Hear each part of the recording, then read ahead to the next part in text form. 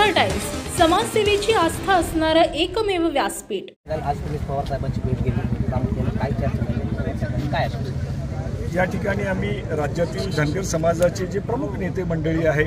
ती मग सगळी महाविकास आघाडीची असेल किंवा सामाजिक संघटनांमध्ये काम करणारे जे पदाधिकारी आहेत त्यांनी आज आम्ही पवार साहेबांची भेट घेऊन साहेबांना विनंती केली आहे की आजपर्यंत मग काँग्रेस असेल, राष्ट्रवादी असेल यासारख्या महत्त्वाच्या पक्षांनी धनगर समाजाला आजपर्यंत लोकसभेमध्ये प्रतिनिधित्व करण्याची संधी दिली आहे आणि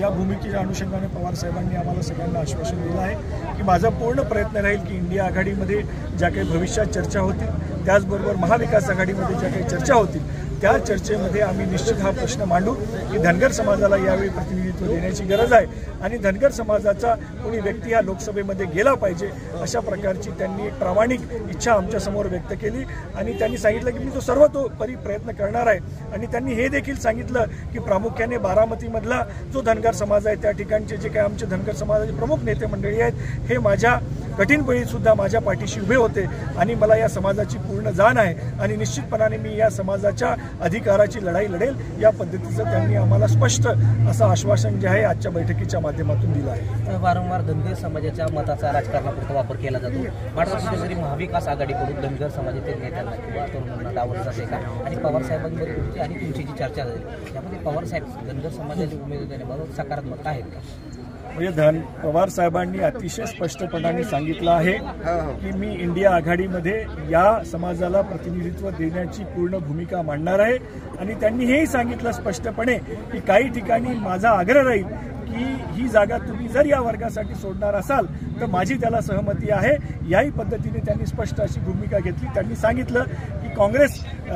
जरी हिंगोलीला जागा मागत असेल आणि आम्ही काँग्रेसला पण विनंती करणार आहे की काँग्रेसने ही जर जागा धनगर समाजाला सोडली तर निश्चितपणाने मी माझ्या पक्षाचा तर प्रमुखच आहे पण मी इंडिया आघाडीतला मग शिवसेना उद्धव ठाकरेंचा पक्ष असेल बाकी जे आमचे आणखीन जे डावे पक्ष आहेत किंवा आणखीन आमची प्रकाश आंबेडकरांबरोबर जी चर्चा चालू आहे मी या सगळ्यांची चर्चा करून हा मतदारसंघ जो आहे तो सोडण्यासाठी पूर्ण प्रयत्न करेल असंही त्यांनी स्पष्टपणाने आज या शिष्टमंडळाला सांगितलं आहे। अनेक सरकार आली, अनेक सरकार गेली, मात्र धनगर समाजाच्या आरक्षणाचा प्रश्न हा अद्यापही प्रलंबित आहे। अनेक काँग्रेसचं सरकार होतं, भाजपचं सरकार होतं, तुम्हाला अशा वाटते का की येणाऱ्या कालावधीमध्ये पवार साहेबांच्या माध्यमातून काँग्रेसच्या माध्यमातून धनगर समाजाच्या आरक्षणाचा प्रश्न मार्गी लागेल? यावेळी पवार साहेबांनी हे पण सांगितलं की ज्या काही तांत्रिक किंवा हा जो मुद्दा आहे हा देश पातळीवरच्या संसदेमध्ये निर्णय घेण्याचा मुद्दा आहे, त्याच्यात काही ज्या जटिलता आहेत त्या संदर्भातही त्यांनी चर्चा केली आणि त्यांनी सांगितलं की मी निश्चितपणाने प्रयत्न करतो आहे आणि आपण पाहिलं असेल की या प्रश्नाच्या संदर्भात सातत्याने लोकसभेमध्ये सुप्रियाताई सुळे यांनी भूमिका मांडण्याचं काम केलेलं आहे, त्याची यावेळी चर्चा झाली आणि निश्चित येणाऱ्या काळामध्ये त्यांचं हे मत होतं की या वर्गाचा जोपर्यंत प्रतिनिधी हा लोकसभेमध्ये जाणार नाही आणि तो गेला तर त्याला एक आणखीन बळ मिळेल आणि हा प्रश्न निश्चितपणाने सुटेल असाही त्यांनी आशावाद व्यक्त केला आणि म्हणून ते स्पष्ट आहेत की यावेळी धनगर समाजाचा व्यक्ती हा लोकसभेमध्ये गेला पाहिजे अशी त्यांची प्रामाणिक इच्छा या सगळ्या चर्चेच्या अनुषंगाने आम्हा सगळ्यांना दिसली। राज्यामध्ये भाजपचं आणि केंद्रामध्ये सुद्धा भाजपचं सरकार आहे, भाजपच्या माध्यमातून धनगर समाजाचा आरक्षणाचा प्रश्न मार्गी लागेल का? हे बघा, देशाचे पंतप्रधान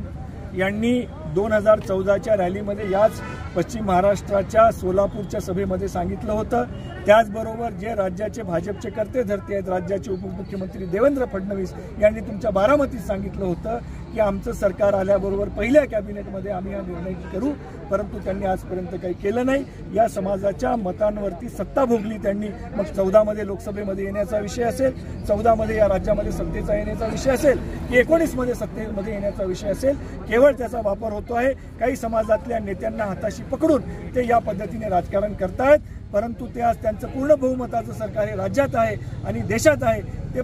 जर त्यांनी ठरवलं तर ते एका दिवसात हा धनगर समाजाच्या आरक्षणाचा प्रश्न सोडू शकतात, परंतु त्यांना हा प्रश्न सोडवायचा नाही, कारण ज्या विचारधारेचं यांचं जे मूळ आहे ते आरक्षण विरोधी आहे आणि म्हणून त्यांना काही हा प्रश्न सोडवायचा नाही आहे। ही काय म्हणता येईल ना, ती काळ्या दगडावरची पांढरी रेष आहे। नक्कीच